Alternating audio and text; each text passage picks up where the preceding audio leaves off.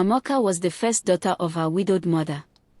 She was beautiful, smooth chocolate skin, tall figure, and eyes that could melt any man's heart. But behind all that beauty was a character her family knew too well. Amoka was lazy. She never lifted a finger to help at home. While her mother went to the market daily to sell vegetables under the hot sun, and her younger sister, Chika, woke up before dawn to cook, sweep, and wash, Amoka lay in bed, scrolling on her phone or painting her nails. Her philosophy was simple. Men were created to provide. Why should I stress myself? One day, a rich man will marry me, and I will enjoy soft life forever. Chika, on the other hand, was the opposite. She wasn't as strikingly beautiful as Amoka, but she was diligent. After finishing chores, she would cross the street to Madame Grace's shop, a strict but kind seamstress, to learn tailoring. Her fingers were often bruised by needles, her eyes red from long hours of sewing, but she never complained. Amoka mocked her constantly. Chika, look at you, suffering like a slave. Do you think sewing clothes will make you a rich woman? Keep suffering, while I will marry a billionaire and be wearing designers every day. Chika would only smile and reply, Sister, hard work never fails. Let's wait and see. One Friday night, Amoka dressed in a tight red gown she borrowed from a friend and went to a club. She wasn't looking for fun, she was hunting. Her eyes scanned the hall for wealthy men, and that was when she noticed him. He was in his late 80s, with silver hair, sagging skin, and a walking stick. But the way people rushed to greet him, the convoy of cars that brought him, and the diamond ring glittering on his finger told Amoka everything she wanted to know. This man was rich. She walked past him deliberately, pretending not to notice. Chief's tired eyes followed her, and before long, his aide tapped her shoulder. The chief would like to speak with you. That night, Amoka sat beside Chief Douglas, laughing at his jokes, pretending to care about his old stories. Before long, she became his favorite companion. He showered her with money, gold jewelry, designer clothes, and even bought her a car. Amoka's dream was finally coming true. Within months, Chief Douglas proposed marriage. Amoka didn't hesitate. In her heart, she laughed. This man is already close to his grave. When he dies, all his wealth will become mine. I will be richer than Chika could ever dream of.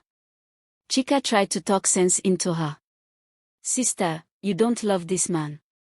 Be careful. Quick wealth is dangerous. But Amoka silenced her. Keep your advice to yourself, tailor girl. While you're sweating with sewing machines, I will be enjoying my mansion. The wedding was extravagant. Guests whispered about how lucky Amoka was to marry a billionaire. She paraded her wealth online, posting pictures of her mansion, cars, and luxury vacations. People admired her, and some envied her. Meanwhile, Chika quietly worked on her tailoring business. From uniforms to wedding gowns, her fame grew. She opened a shop, then a fashion school, and soon had clients abroad. 3 months later, Chief Douglas fell seriously ill. He lay on his hospital bed, weak and pale. Amoka sat beside him, already daydreaming about how she would control his empire once he was gone. But Chief called her close, his voice shaking. Amoka, you are young and beautiful, but also foolish. She frowned. Chief, what do you mean? He coughed, then whispered. All you enjoyed with me, the cars, the houses, the jewelry, it was all borrowed. I am not a billionaire. I only rented wealth to enjoy my last years in luxury. After my death, the banks and companies will take everything back. Amoka froze. Her heart pounded. What are you saying? This cannot be true. Chief, tell me it's a lie. But the old man only gave a weak smile. You married me, not for love, but because you thought my death would make you rich. Now, you will see the emptiness of greed. Hours later, Chief Douglas breathed his last. Within weeks, her nightmare began. The bank repossessed the cars, the house, and the jewelry. Creditors stormed the mansion, demanding repayment of debts Chief had left behind. Everything was taken away. Amoka was left with nothing. The friends who once admired her disappeared. She returned to her mother's old house, broken and ashamed. Meanwhile, Chika's tailoring empire had blossomed into an international fashion brand.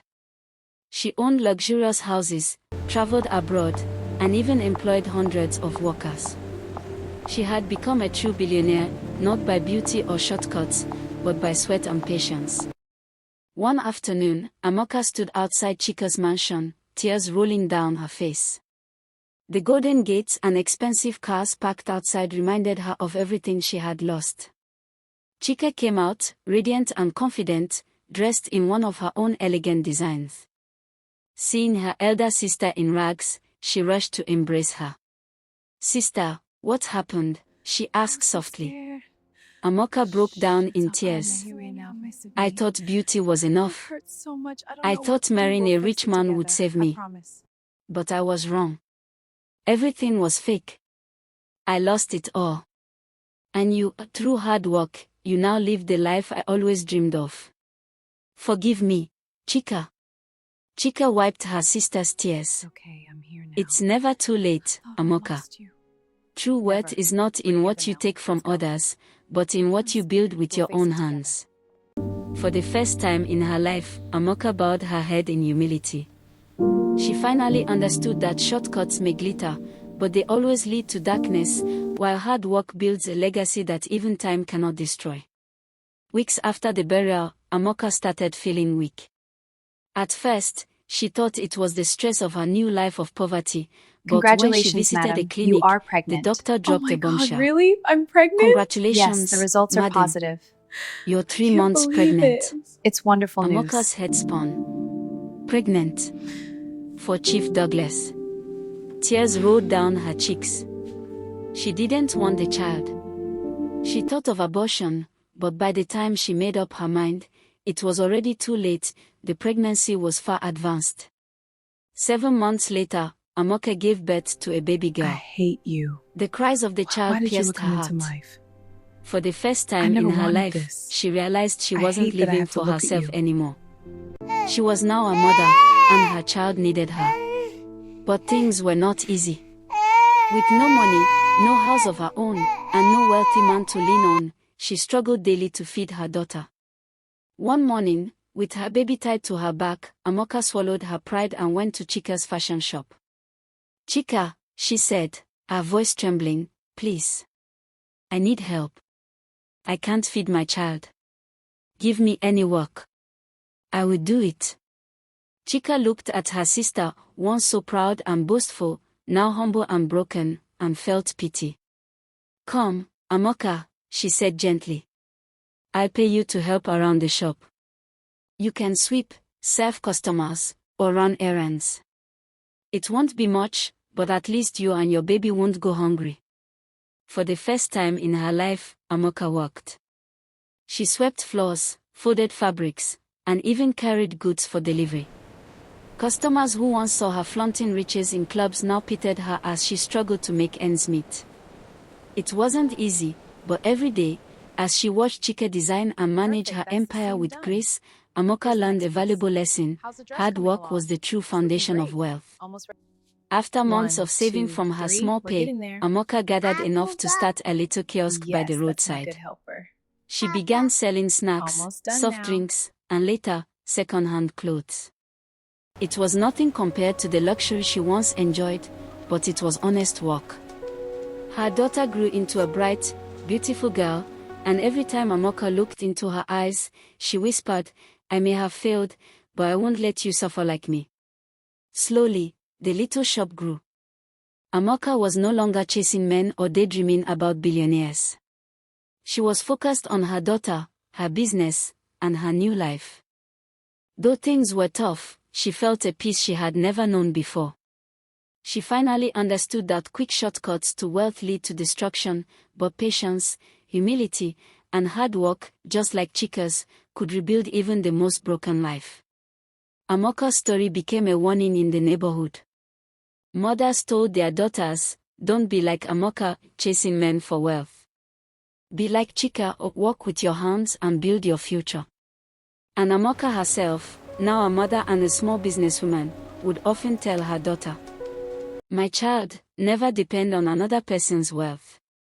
What you build with your hands will never be taken away from you.